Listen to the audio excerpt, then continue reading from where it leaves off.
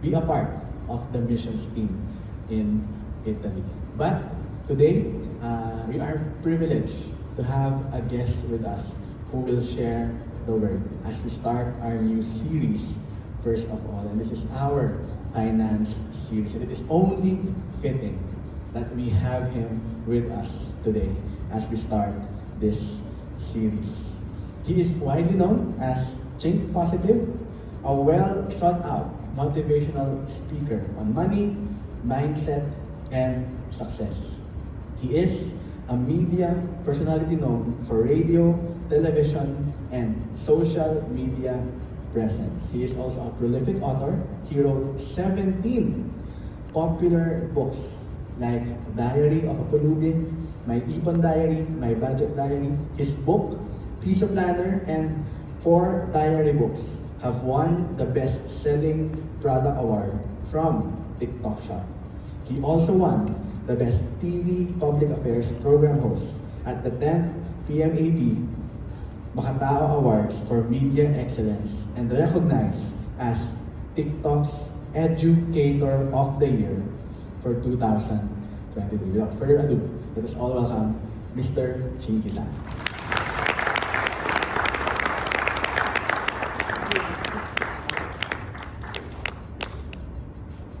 Okay, good morning everyone. Morning.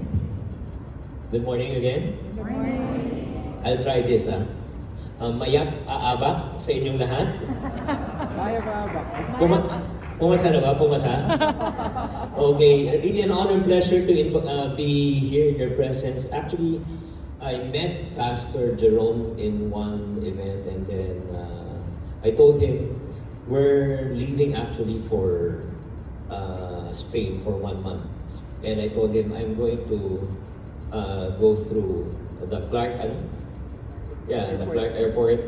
And he said, when are you leaving? I said, I'm leaving on Monday. Oh, why don't you come on Sunday? And stay here and then just, sabi ko, okay, I'll ask my wife. So that's the reason why I'm here. I'm pretty excited. Oh, you're excited. Are you excited? Yes or no? When you come to church, you should be excited. Do you agree? Yes or no? But I didn't realize it's so cold here at SM. And I'm pretty shocked with what SM did here. And I didn't realize that there are so many food stations here and saying, may BPO ba dito? May BPO. That's the reason why. Okay, so right now I just like to again thank Pastor Jerome, Pastor Gab, Pastor Blue, which I spoke a moment ago. Who among you wants to be blessed today? You want to be blessed? Yes or no? Yes. Do you want to know the real intent why God wants to bless you and me? Yes or no? Yes. Parang di kayo convinced. Do you want to know the real intent why God wants to bless you and me? Yes or no? Yes. So that we can become a blessing to others. Yes. There was one interview that I saw. Actually, it was Ask of Dave Ramsey. You know Dave Ramsey? Yeah, he's the finance coach in America. Actually, he's my uncle. Yeah, in my dreams. Hindi kayo no? Joke lang naman yun. Ano ba kayo? Oh, it's okay to laugh at church also. So he was asked, does God really wants to make us rich? You know what was his answer? He's brutally honest. Well, God doesn't care if you're rich or poor, because God sent His one and only Son here not to prosper us, but He sent His one and only Son to save us from our sins. Amen. Amen? Amen. And if you live a blessed life, that's a bonus. Because I do believe there are certain people who are not financially probably well off, but they're still blessed. Amen. And there are still people also who are financially blessed, but they don't have peace. Do you agree? Yes. Especially, okay? You understand what I mean? For today, we're starting a series. This is really exciting. A series about finance. But before I go to finance, let me explain to you the importance of having a partner. Who among you are married? Can you please raise up your hands? Oh, okay, good. Who among you are happily married? Ba't bumaba? Partnership is very important. Do you agree? Yes. I can still remember when I was starting a business. Who among you are in business? Who among you are in business? Who among you are employees? You're in businesses because we want to have more time and more money. Do you agree?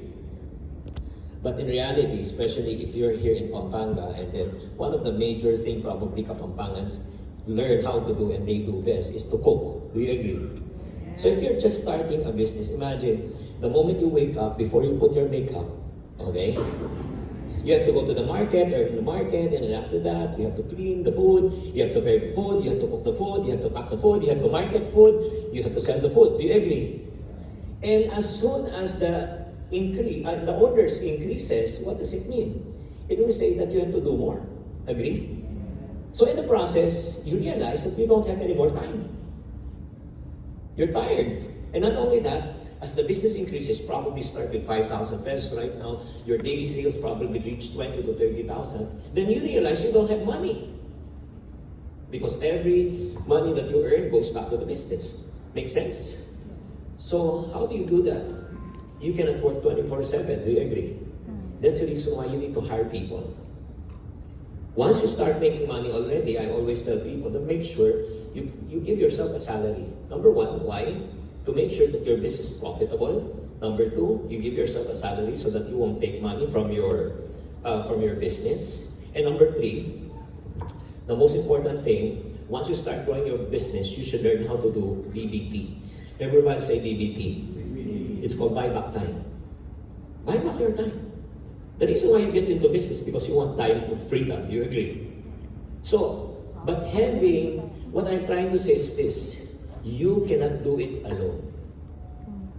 You need to have partners. Your employee is your partner. Do you agree? That's the reason why in our series in 1 Corinthians chapter 8, verse 1 and 5, we're going to talk about Paul urging the Christians or Corinthian church towards generous giving, highlighting the remarkable example of the Macedonian church. Out of their extreme poverty, welled up what? Rich generosity. That's the reason why sometimes when we touch, the honesty is too much. Sometimes I don't buy the idea of community churches and small churches. Oh, the people cannot tithe because they're so poor. That's the reason why they cannot give. No, giving is not an issue of money, but giving is an issue of heart, of your heart.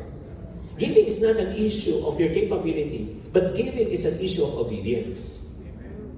Giving is not an issue of how much money you have, but giving is an issue of your what? Faith in the Lord. So, aside from that, most often we focus on finances when it comes to giving. And in this series, we're going to talk about Paul's letter to the Philippians, a church that had faithfully partnered. Everybody say partner. Partner. With him in the ministry, in the gospel from the very beginning. So on week 1, we're going to talk about partner and mission. On week 2, next week, you're going to talk about provision and contentment. And number 3, third week, we're going to talk about generosity and worship. So, with your permission, is it okay for us to pause for a moment of prayer before we read God's Word? Let's bow our heads. Father, in the name of Jesus, Lord, I pray that you speak to us through your Word, that we will really understand and the real value and the importance of partnership. Because no man is an island, there's no such thing as one-man team in basketball. So Father, we realize that we need to partner with our pastors, we need to partner with our leaders, we need to partner with everyone because no one can do it alone. And I pray that you would speak to us through your word. In Jesus' name we pray. Amen and amen. Let's open our Bibles on Philippians chapter 1, verse 3 to 11. So let's read it verse by verse. Okay, Philippians 1, verse 3 say, I thank my God every time I remember you. In all my prayers for all of you, I always pray with what? Joy.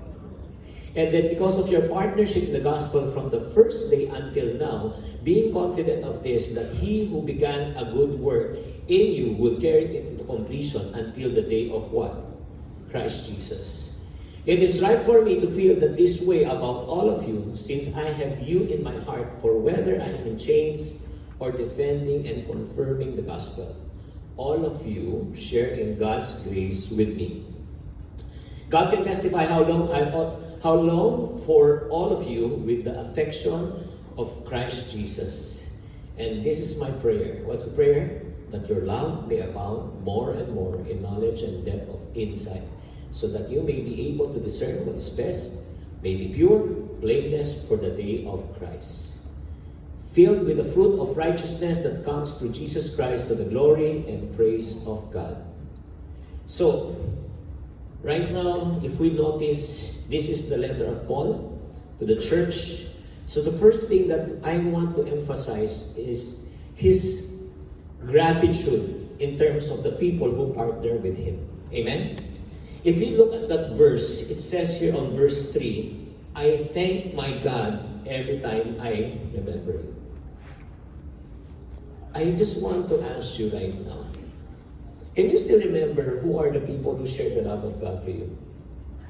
Yes or no? Yes. Up to this very day, I'm still thankful to the people who reached out, made an effort to share the truth to me. And the one who shared the love of God to me was Tony Rose Gaida. Tony Rose Gaida, she's a host of TV shows. And and she reached me out because I used to be part of the local entertainment industry here in the Philippines, whether you believe it or not. Dati ako nag-artista. Huwag kang ayaw maniwala, wala akong magagawa. No, I was one of the Hawi boys of Randy Santiago, and during the time it was lunch date, and the story of Tony Rose was really remarkable. It's an open book. She used to be drug dependent, and she got rehabbed, and then after rehab, she went back, and she was able to work again.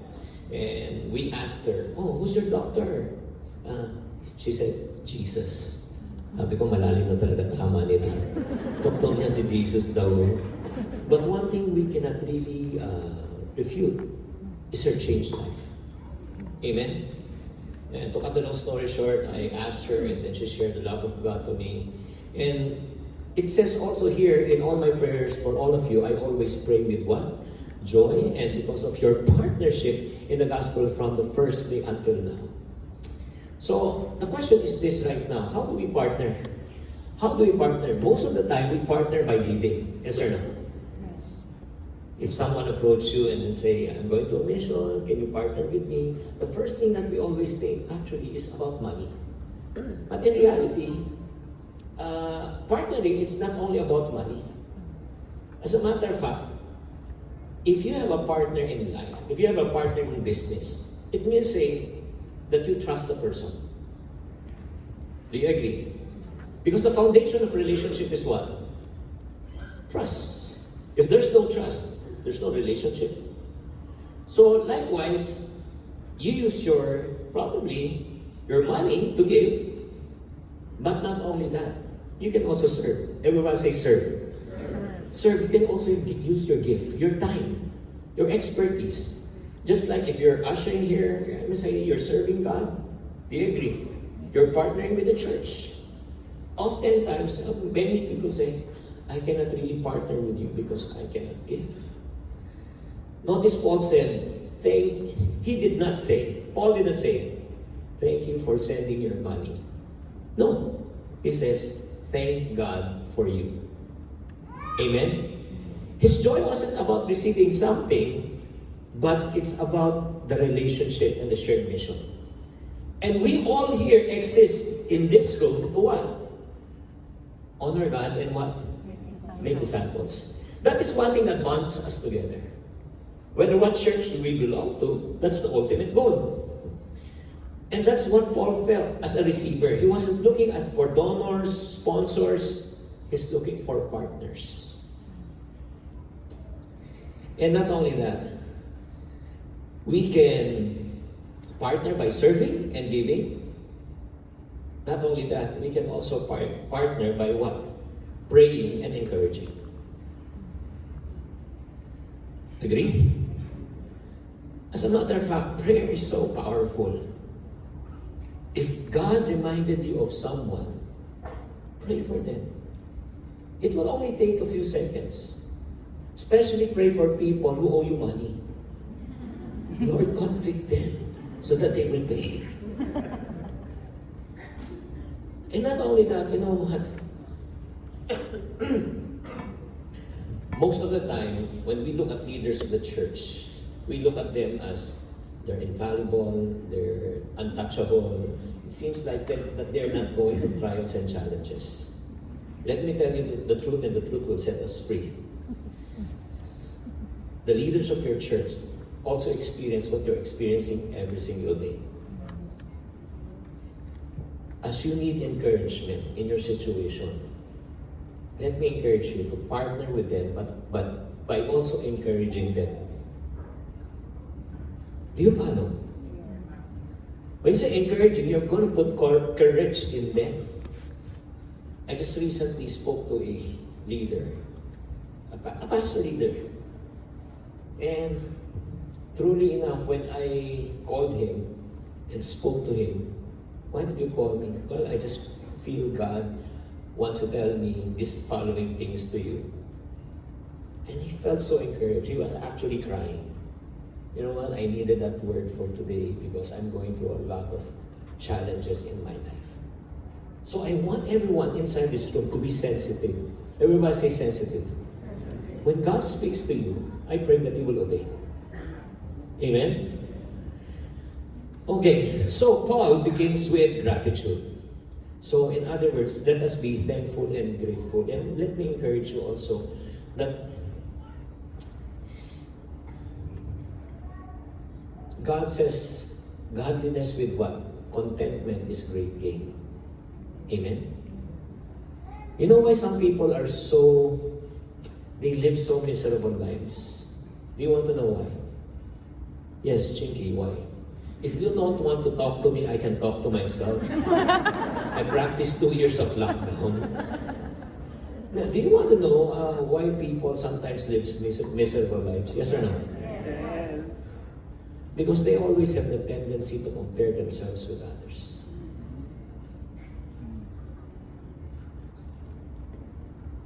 They always have the tendency to look at the things that they do not have rather than the things that they do have. If you're going to look at the things that you don't have, marami ka makikitang wala. That's the reason why I cannot, let the man who had no sin cast the first stone.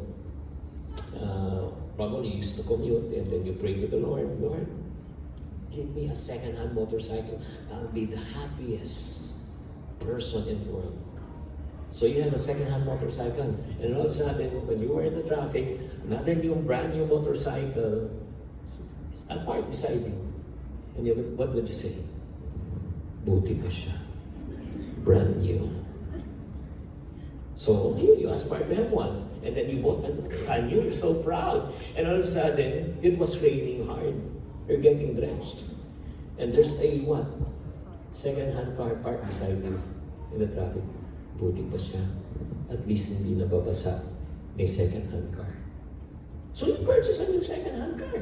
A second-hand car. And then while you're parked, you're happy with the second-hand car, and suddenly a brand new car parked beside you. Buti pa siya, brand new. And then all of a sudden, you had a brand new car, you're so happy. And then, a Cadillac with an umbrella in it parked beside you. Umbrella pa. Do you follow?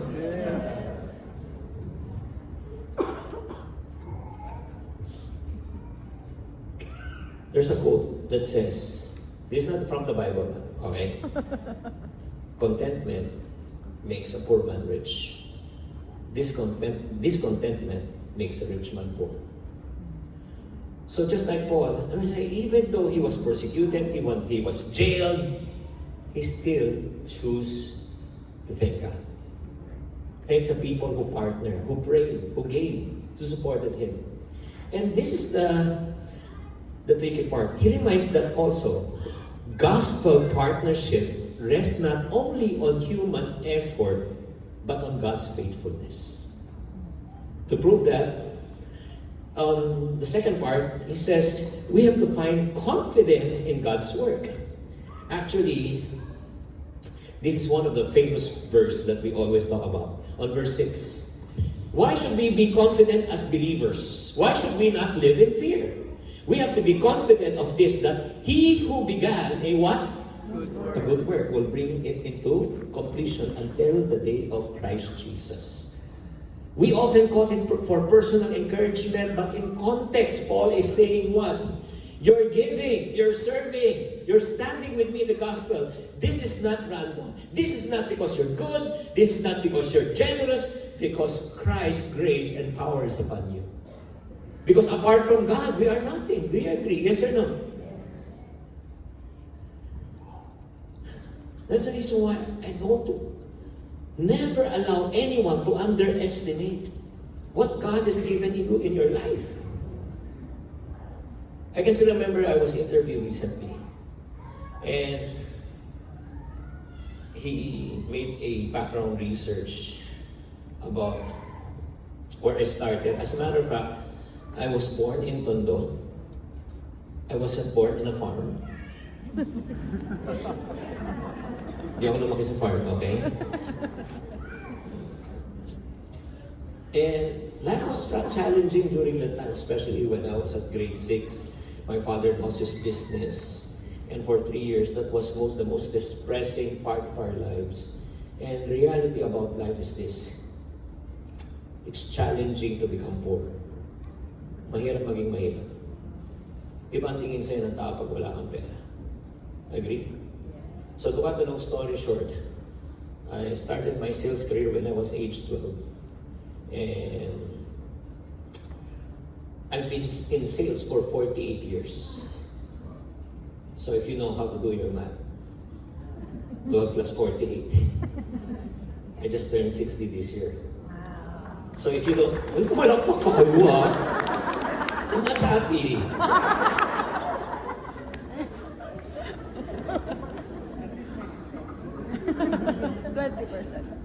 At least may senior card na yun. Pero pag nagbibigay akong senior card, di sila naniniwala. Bakit kaya? Parang 59. So going back, so I came from nothing, and as I was able to, achieve a little bit something, made our life a little bit more comfortable. And he said, "You are really a self-made man." You know what was my reply during the interview?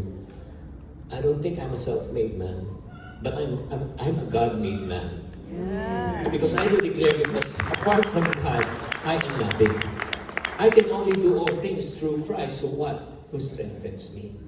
It is God who gives me the ability to produce wealth. Amen? So I just want to encourage each and every person inside this room, never underestimate yourself. Never ever say, I don't have something, I don't think I can help. No. It's God's grace. It's God's power. Agree? This is the evidence that God's work is in you, because He who started the good work in you will bring it into what? Completion. Who among you have big dreams and big vision in your life? Lord, yung mga dinit na taas na kamay, okay na sila. Okay na sila. Okay na, dyan na lang kayo, dyan na lang kayo. Well, let me tell you the truth. Do you have an answered prayer yet in your life? Yes or no? Yes. I have good news for you. Do you want to hear the good news for you? Yes or no? Yes. If it's God's will, it's God's will. Amen? Don't worry, He will provide. He will not give you something that He cannot fulfill. And another one, when God gives you the vision, He will also give you what? The provision. Don't worry where the money will be coming from, the resources will be coming from, the connection will be coming from. All you need to do is you just need to pray, believe, and accept and receive. Amen? Sometimes we worry too much. Instead of allowing God to work in our life, we question God. Lord, meron ba tayo dyan? Lord, I don't think I can do it. Yes, I know you cannot do it. That's the reason why God always reminds us, This is not from God, by the way. This is from a song. Let the weak say that I am what? Let the poor say that I am what? Some people quote it as a Bible verse. That's the reason why God says that we should boast about all our weakness so that Christ's power and grace can rest upon us. We need to be reminded, if you have a prospering business, it's not about you. If you have a successful career, it's not about you. You and I can work 24/7, but if God doesn't allow it to happen, nothing will happen. But the only time that we can be, we remind ourselves about God when we experience trials and challenges. Amen? But when the success comes, when the blessing comes, sometimes we tend to forget. But for people right now, whom you have went through challenges or still going through challenges right now in your life, raise up your hands. Sino sa inyo dumaan na sa pagsubok? Pakitaas mo na kamay. Lord, yung mga di pa nagtataas ng kamay, padaanin mo muna sa pagsubok. Hindi kayo makarelate. Wala ang ganda ng buhay niyo. Wala kayong problema. Sana ako. Sana ako. Who among you wants God to answer your prayer? Are you sure? Yes. Are you sure? Do you know that God tests before He blesses? He will first test you before He bless you. He wants to see if you are ready for the blessing that will come along your way.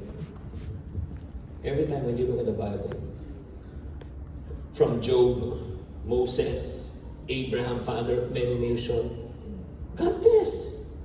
Do you agree? Who among you wants to have a bigger blessing? Are you serious?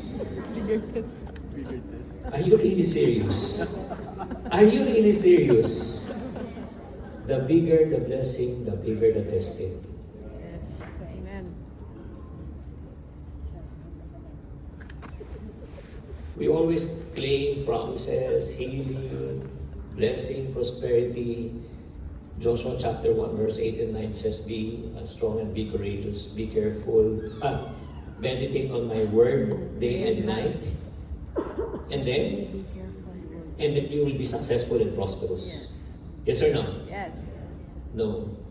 We omit, be careful of obeying everything in it. So, We claim the promise, but we don't want to pay. That's the reason why in the book of James it says, consider it pure joy, my brothers, when you face trials of many kinds. Because the testing of your faith develop what? Perseverance. Perseverance must be complete so that you may be what? Mature and not lacking in anything. We want the gain, but we don't want the pain. We want the blessing, but we don't like the trials. Sino sa inyo dito, permission lang to ask this personal question. Gusto nyo magpapayat at huwag kang titingin sa katabi mo. Diretso lang tingin mo, diretso lang.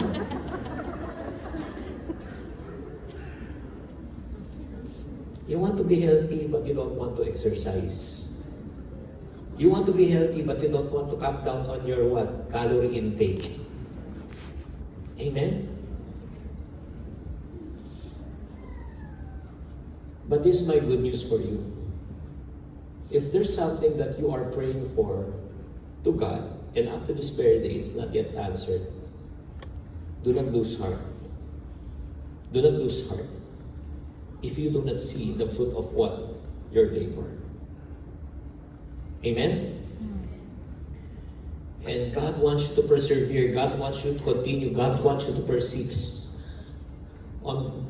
On verse 7 and 8, it says here also, it is right for me to feel this way about all of you, since I have you in my heart, for whether I'm in chains or defending and confirming the gospel, all of you share in God's grace what? With me. Partnership is not transactional, it's not cold, it's not about money. It's warm and relational. It's rooted in love. Amen? That's the reason why when you partner with someone, we need really to be personal. That's the reason why not everyone who asks partnership from us, we give. That's the reason why not everyone who asks me to become their godparents in their wedding, I will accept. Do you follow? Do you look at me as a transactional thing only? That's the reason why you want me to be your godparents, or do you want me to really speak into your life?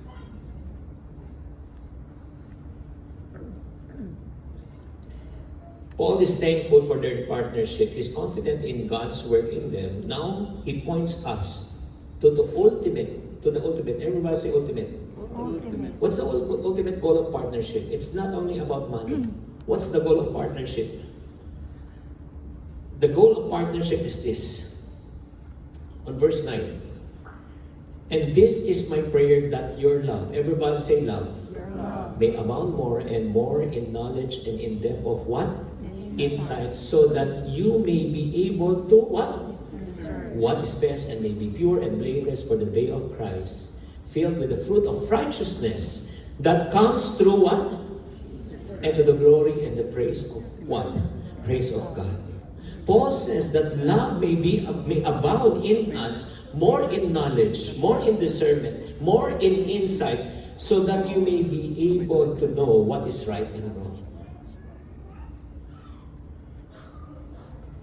How when you pray to the Lord, do you pray? Yes or no? Do you pray for money? Yes or no?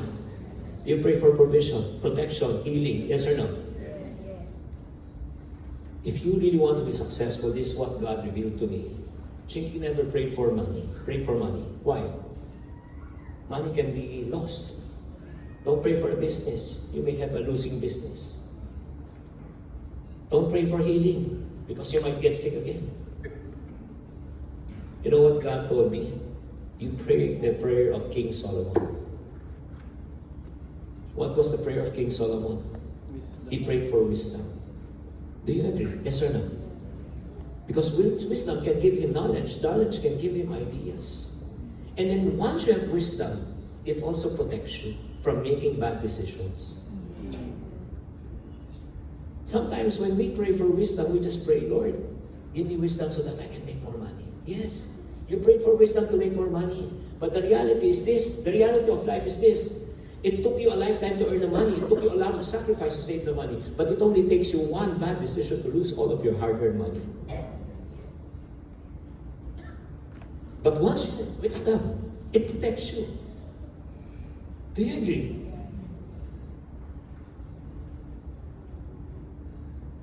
Since I teach about finance, there are two ways for you to lose money. Number one is through ignorance, because you don't know it. You get into something that you don't understand, you'll fail. Agree? Second, aside from ignorance, it's because of greed. Because you want more. You don't have the wisdom of God. And admit it or not, everybody say all. All of us, we have greed in our lives. Iba-iba yung level. May iba grade 1, grade 2, grade 3, depende ko anong grade mo.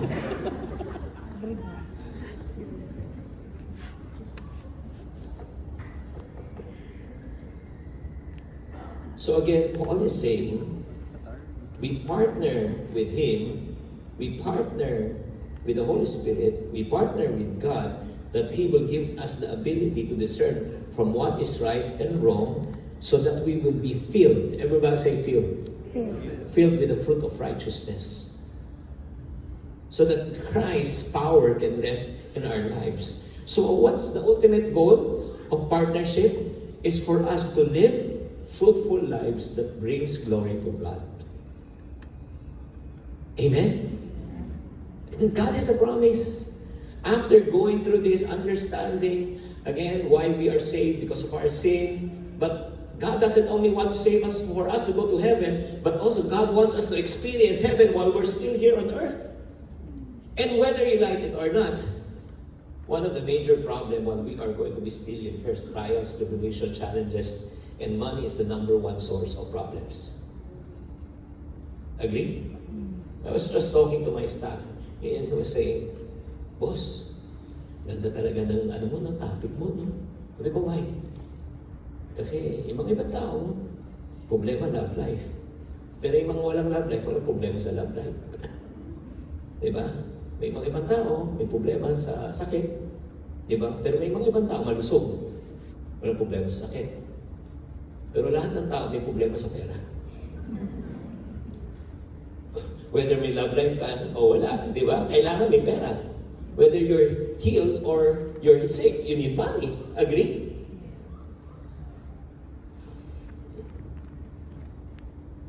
God wants you and me, after we understand the importance of salvation, He wants to for us to live our life to the fullest. Yes or no? The enemy is here to kill, to steal, and destroy. But God wants us to live life to the fullest. And why He doesn't want us to live life to the fullest? Look at me. You can never give what you do not have. You cannot share what you do not know. You cannot bless others if you are not also blessed. Agree? How can a blind man lead another blind man? Again, I'm not talking about money. I'm talking about serving others, praying with others, encouraging with others. How can you encourage others if you are depressed?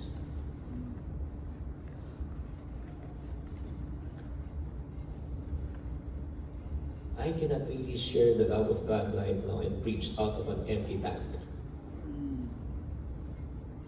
And always remember, hurting people hurt other people. Healed people heal other people.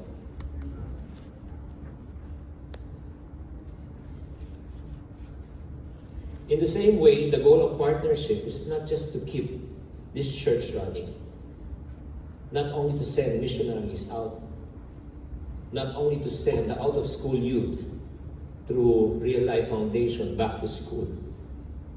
The reason why God wants you and me to partner in His ministry and His work is to see fruit. What fruit do you want to see? I think this is the ultimate goal, and our mission for everyone is to see souls saved, lives changed, and God glorified. Amen? That's the ultimate goal. God is in the business of changing lives. Now let's bring this home. What does the gospel partnership should look like today? Do you want to partner with people? Yes or no? Do you want to partner with this church? Yes or no? Do you want to partner with your pastors and leaders? Yes or no? So how does it look like? Number one, you can be a goer. If you cannot give, probably you're called to go. Right? If you cannot go, you can be a prayer warrior. You pray. If you cannot pray, probably you can be a sender. Especially if God has given you the ability to produce wealth. The reason why God bless you financially, so that you can bless others. And finally, you can be an encourager. Amen? Let's all stand up. Let's bow our heads for a moment of prayer.